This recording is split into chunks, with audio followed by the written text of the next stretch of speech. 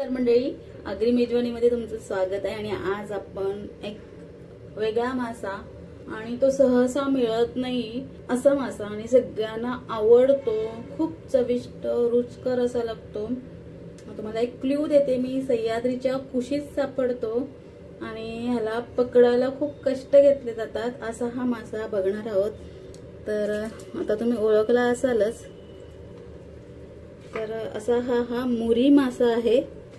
बघितलं, सह्याद्रीच्या कुशीत जे झरे असतात त्यामध्ये सापडतात, नदीमध्ये सापडतात आणि जेव्हा हे सापडतात तेव्हा त्यांच्यासोबत रेती सुद्धा येते, ह्यामुळे यांना स्वच्छ धुवून घ्यावे लागतात। हा जो मुरी मासा आहे त्याच्या अंगावर असे वाघासारखे पट्टे आहेत, म्हणून याला वाघ्या मुरी म्हटले जाते। तर काही मुरींच्या अंगावर पट्टे नसतात, त्या खूप चप्पळ असतात हे मासे। तर आता ह्या मुरी माशाचं आपण आज सुकं करणार आहोत, म्हणजे मुरी मासे फ्राय करणार आहोत। खूप साधी आणि सोपी अशी पद्धत आहे। तर हे मासे धुण्यासाठी भरपूर पाण्याचा वापर करावा। 2 पातेलींमध्ये पाणी घेऊन तुम्ही स्वच्छ धुवून घेतलेत तरी सुद्धा चालतील, किंवा नळाखाली तुम्ही पाण्यामध्ये धुतलं तरी सुद्धा चालेल, म्हणजे याच्यातील रेती निघून जाईल। तर मी ते हे एका जाळीमध्ये घेतलेले आहेत आणि तुम्ही बघू शकता खाली पाणी साठले, त्याच्यात बरीचशी रेती साठली आहे। तर आता ही जाळी मी नळाखाली धुवून ते स्वच्छ धुवून घेणार आहे, म्हणजे हे मासे एका टोपातून दुसऱ्या टोपात किंवा एका पातेलीतून दुसऱ्या पातेलीत काढताना त्रास होणार नाही, कारण हे खूप चप्पळ असतात आणि जरा बुळबुळीत असतात। तर हे मासे साफ करण्यासाठी थोडंसं मी मिठाचा वापर करणार आहे। त्याच्यावर जी काही खवळं असतात ती निघून जातात, म्हणून मी याला मीठ टाकून साफ करून घेत आहे। आणि आता ही जाळी मी नळाखाली पकडून स्वच्छ धुवून घेणार आहे। मी मासे साफ करण्यासाठी मीठ वापरले, जर मिठाचा वापर करायचा नसेल तर तुम्ही ज्वारीच्या किंवा बाजरीच्या पिठाचा वापर करू शकता, त्याने हे मासे मस्त स्वच्छ होऊन जातात, म्हणजे याच्या अंगावर जो चिकटपणा असतो तो कमी होऊन जाते। चुकून ही गव्हाच्या पिठाचा वापर करू नका, कारण गव्हाचं पीठ हे खूप चिकट असतं। तर आता हे मी नळाखाली धरून साफ करून घेते, स्वच्छ धुवून घेते। तर मंडळी, आता हे मुरी मासे मी साफ करून घेतलेत आणि तुम्ही बघू शकता अजिबात ताटाखाली वाळू साठलेली नाहीये, मस्त नळाखाली पाण्यामध्ये धुवून घेतलेत। तुमच्याकडे पाणी कमी असेल तर तुम्ही पातेलीमध्ये पाणी घेऊन साफ केलेत तरी सुद्धा चालतील। आता आपण फोडणीची तयारी करूया।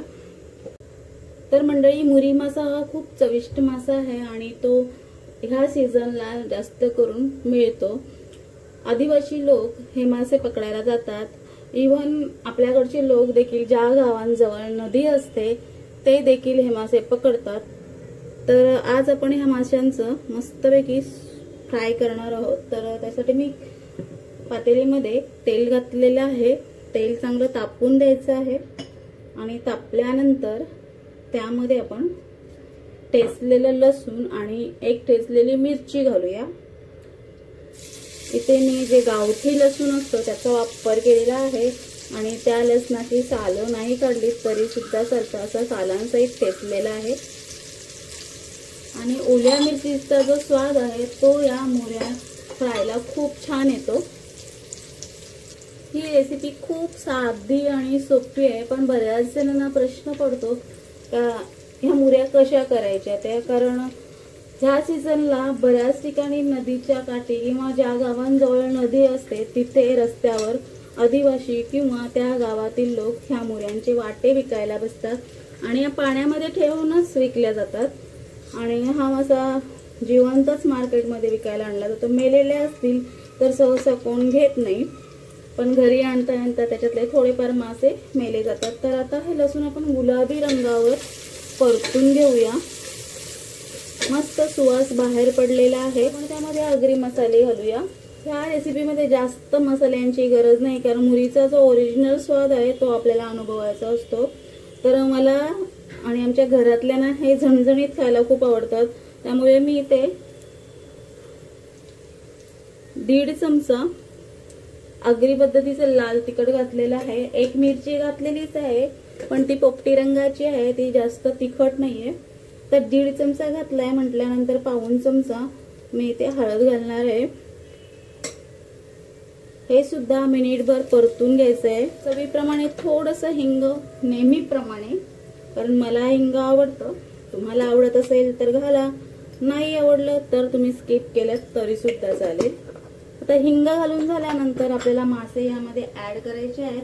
तर आता मासे ऍड करण्यापूर्वी आपल्याला हातामध्ये पातेलीचं झाकण घ्यायचंय आणि नंतर मासे आपल्याला त्यामध्ये घालायचे आहेत, कारण याच्यातल्या बऱ्याचशा मुर्या ह्या जिवंत आहेत आणि तुम्ही जेव्हा गरम पातेल्यात घालाल तेव्हा त्या उडतील, म्हणून झाकण आणि मुर्या मी दोन्ही हातांमध्ये घेतलेले आहेत। मुर्या मी घालणार आहे आणि लगेच त्यावर झाकण देणार आहे।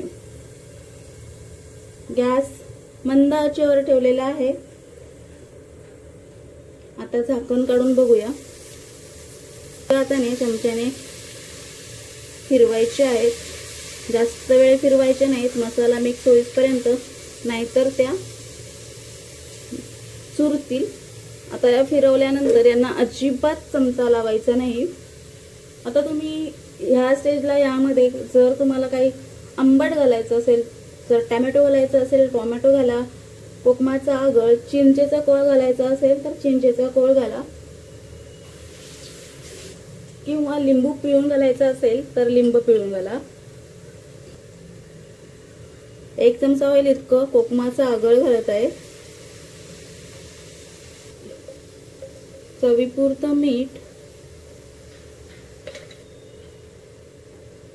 थोडंसं पाणी, कारण मीठ आता मला मिक्स करता येणार नाही, जर मी मिक्स करायला ते हलवलं तर मुर्या विस्कटतील।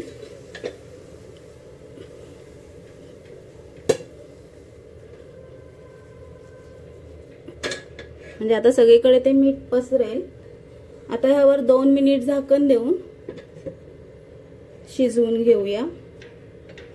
मुरी मासे हे खूप छोटे असतात त्यामुळे त्यांना शिजायला जास्त वेळ लागत नाही, 2 मिनिटात ते मस्त शिजून निघतात।